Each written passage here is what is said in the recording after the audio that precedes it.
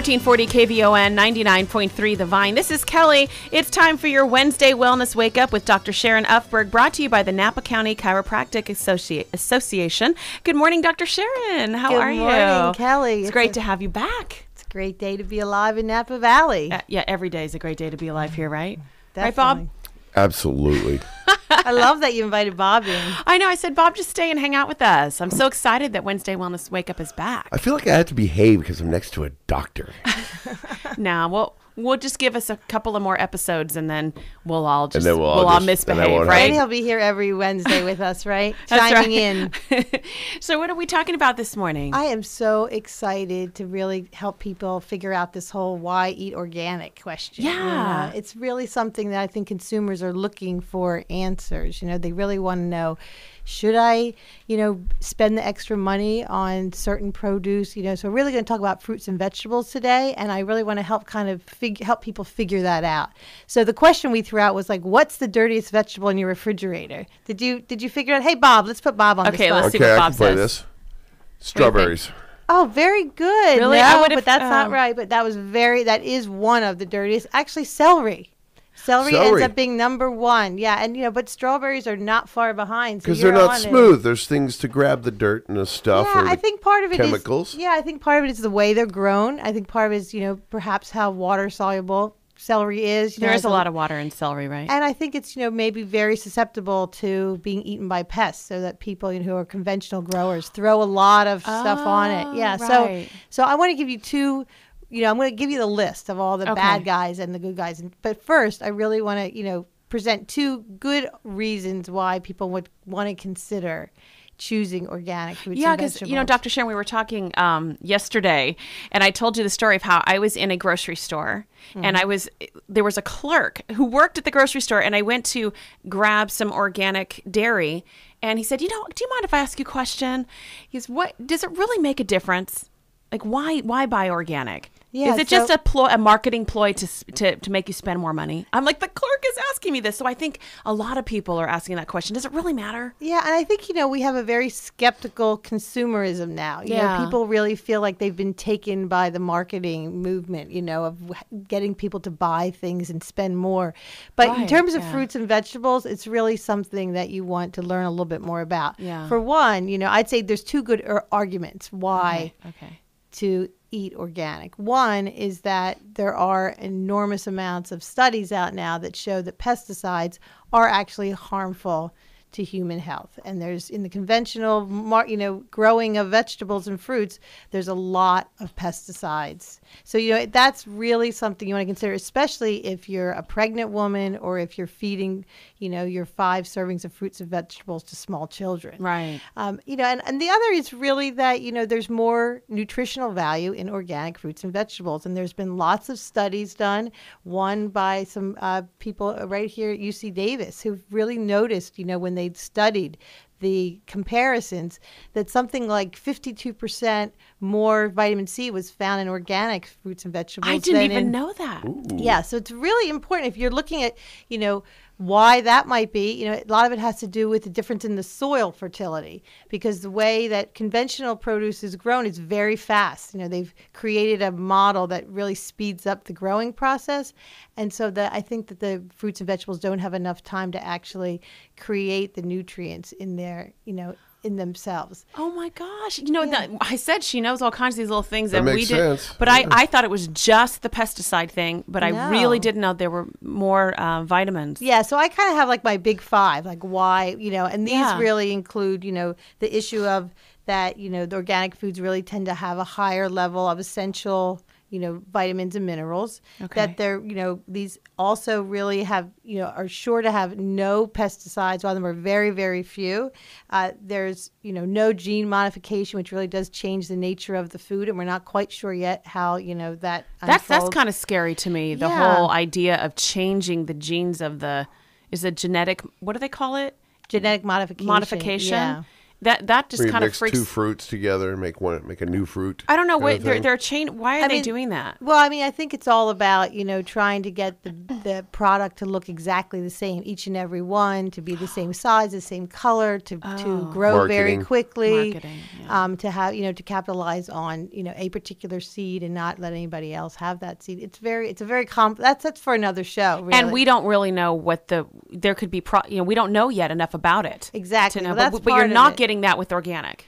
Right. We know that with organic fruits and vegetables, you don't have any of that to worry about. And so I really want to give, the, everyone out there listening really some idea of what the worst, offenders are. What's the dirty dozen? Because sometimes you have to pick and choose, right? Maybe you can't Exactly. afford it, or maybe you don't have those options of getting 100% organic. Yeah, I mean, the bottom line really is if you have to choose, only buying some fruits and vegetables organic, then these are the ones you want to make sure. Okay. So, like I said, the first one was celery.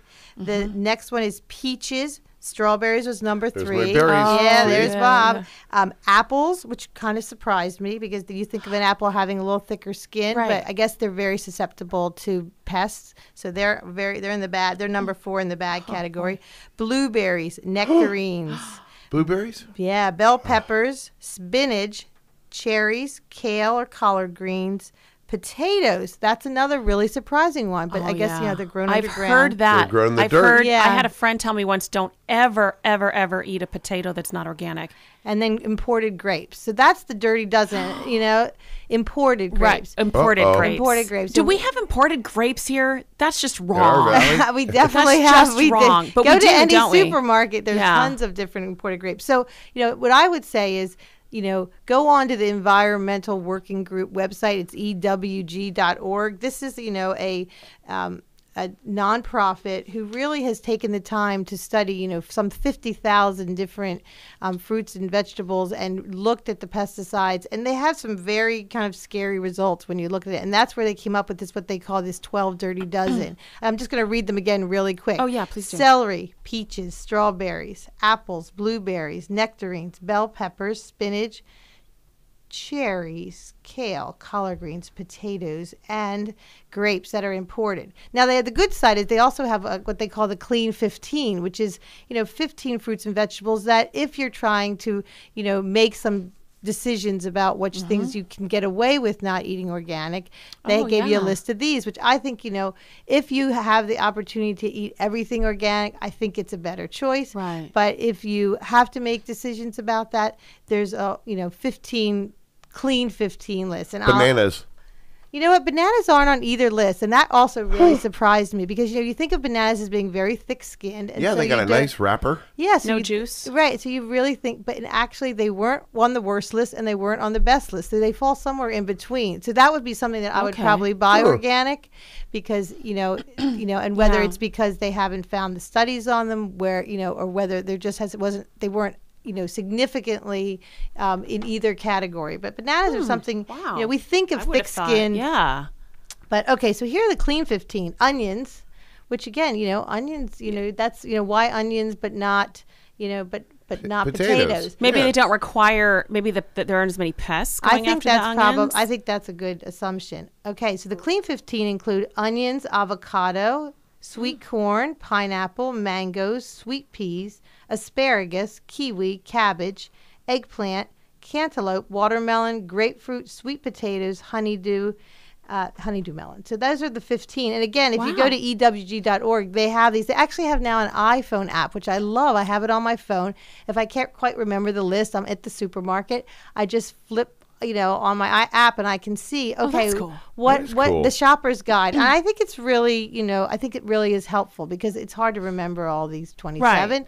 And it also helps people, when they're at the grocery store and they're looking and they're trying to save money, Right. where can they actually make a difference in the Yeah. health of, so anyway, I'm very, very excited about the idea of people kind of having more consciousness about this. It's really something, we're starting, it's starting to be summer. Those of Right. us who aren't planting our own, tomatoes and vegetables really have to start Right. looking at, all those summer berries are going to start coming in and we really want to make good choices. A lot of the stone fruits were on your dirty dozen. Yeah, I things noticed. that are fuzzy tend to collect a lot of the pesticides, Wow. I mean, you have to think about pesticides are really designed to kill off pests, kill off the bugs, and also to keep the weeds down and things like that. So for people that are growing their own fruits and vegetables and don't want to use, commercial pesticides, they want to think about like growing certain grasses that kind of cover the area, around the fruits and vegetables to help keep down the weeds that, kind of, I guess, ruin some of the fruit. It's really something here in the Napa Valley where we have lots of people who are actually growing their own fruits and vegetables, Another factor is I think if you buy organic, you tend to be supporting a local farmer. You tend to be getting fruit that hasn't been on a truck for many days, Valid point. Yeah. Well, it's yummier for sure. Yeah, and it might not look, they don't all look exactly the same, right. But that's the whole, I think that's the whole beauty of it. That's a good tip off. Yeah. That it's probably safer to eat if it's not this perfection. Yeah. Shined up. And sometimes with the apples, the non-organic ones have some kind of a coating on them where it makes them all shiny. Yeah, the wax. They put that on, really to preserve the, so they don't get bruised up. And, it's really, it's not good. Ooh. Yeah, it's not a good thing. I think, we got very used to seeing everything look beautiful and the colors being perfect. And I mean, I think, my organic vegetables that grow it look gorgeous, They're all a little misshapen, the tomatoes aren't all exactly the same. They're a little bit different size. Kind of like people. That's how it should be. Exactly.